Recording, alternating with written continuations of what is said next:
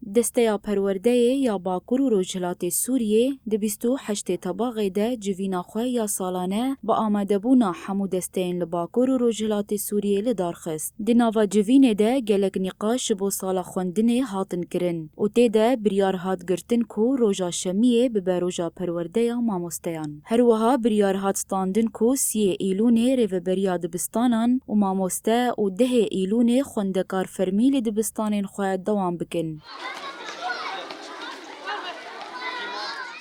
هفسروکê desteya perwerdeyê Bekir Cerada diyar kir ku beriya vekirina dibistanan li Herêma Firatê wê komxebat ji ber devkên dibistanan û komîteyên şopandinê re werin li darxistin.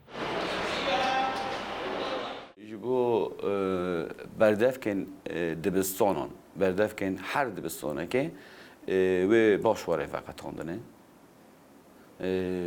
Ji bo ku kanibê erkê rêvebertiyê li dibistanê bike û siyaseta me perwerdehiyê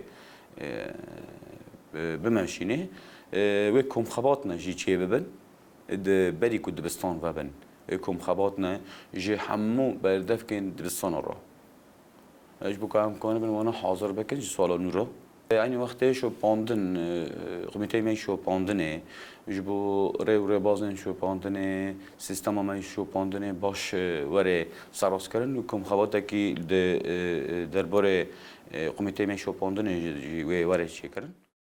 Di heman demê de Bekir Cerada got ku herkes dizane ku qada perwerdeyê qada herî nêzî civakê ye. Herkes dizane qada perwerdeyê qada hane herî nêzî civakê û civak bi xwe ye.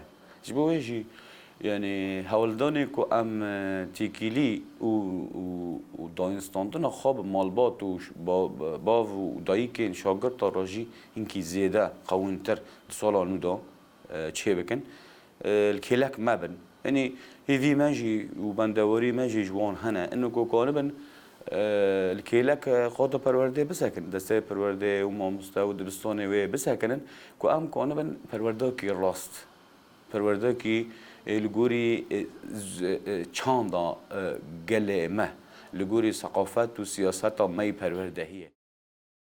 Bekir Cerada da zanîn ku ji plansaziyên beriya vekirina dibistanan desteya perwerdeyê mamosteyên herî jîr ji bo refayek erkdar kirine. Her wiha ji bo bexçeyên zarokan desteyê bi alîkariya zanîngeha Kobanê û desteya jin hemû mamosteyên bexçan perwerde kirin.